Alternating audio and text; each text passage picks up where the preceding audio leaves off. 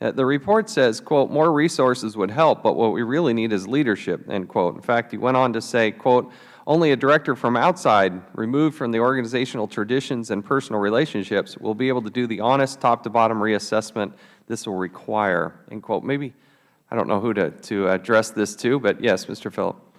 Yeah, thank you. We gave a lot of attention to leadership, and that we believe that will be a critical issue going forward. We fully respect that the choice of a Secret Service director is that of the President, and there's a unique relationship there in that maybe uniquely amongst appointments in the Federal system, that individual is responsible for the personal safety of the President and the First Family. So we respect our role in that regard. But we did and do think that, all things equal, it would be useful to have outside perspectives. The reasons for that, I think, are even more important than the conclusion, because they animate a lot of our views on a number of things. We think it's essential for reform that there be a full look at the activities of the Secret Service through the lens of the core priority of protecting the President and the White House.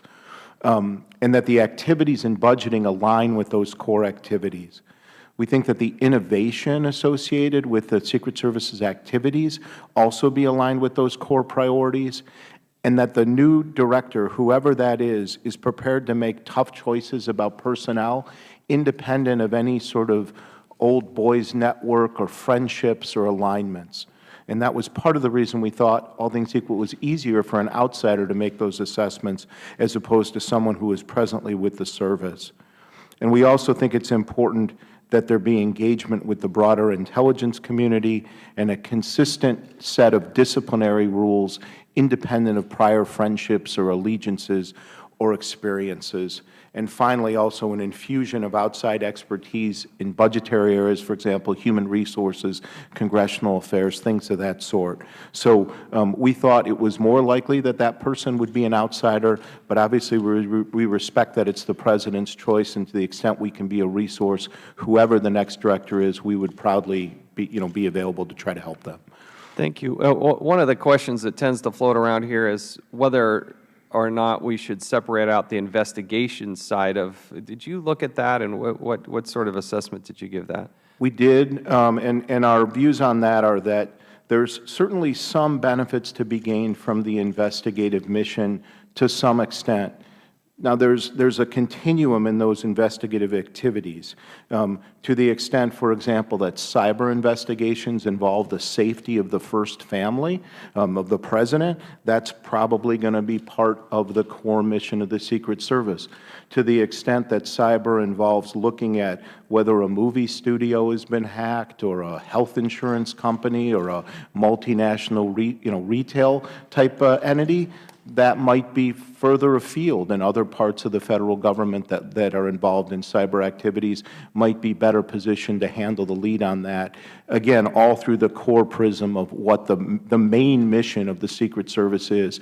So, we had a couple months to look at this. We don't purport to have the final answers, but we think the guidepost on this will be, what is the core mission of the Secret Service, and does this particular activity, whatever it is, further that mission or distract from it? Okay, one last thing I want to, and I know other members want to ask about this. If you put up the slide, please, on the training. One of the things that we're deeply concerned about, these are the training numbers that we see here. And if you look at from 2008 through 2013, we were doing roughly special agent basic classes, eight per year, eight. Then we go down to 5. Then we go down to 0.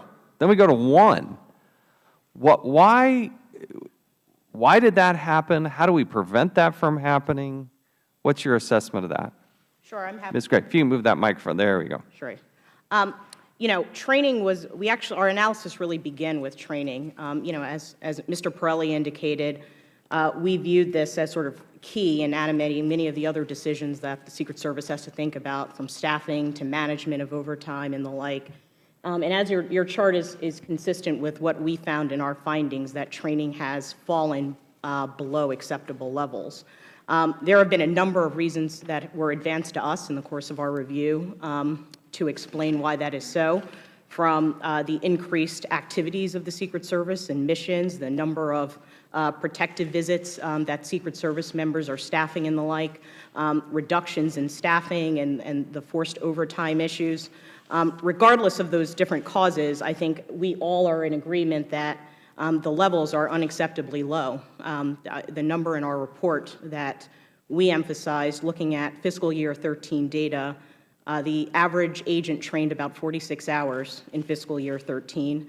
The average uniformed division officer trained about 25 minutes on average. And by any— For the year? For the year. And so by any account, those numbers are unacceptably low, and we need to do better. Did you compare that against large police forces or other?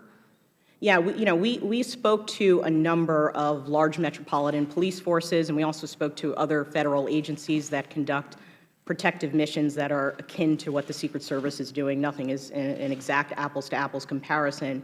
But the training levels that we heard for those agencies ranged anywhere from 5% a year to 25% a year of time spent doing training. And that type of training is managed in different ways. Some police forces or protective security agencies conduct sort of focused training at set times of years. Others integrate it more naturally month to month. But however it's done, the sort of levels that we heard from others range between 5% to 25%, which are obviously significantly higher. Thank you.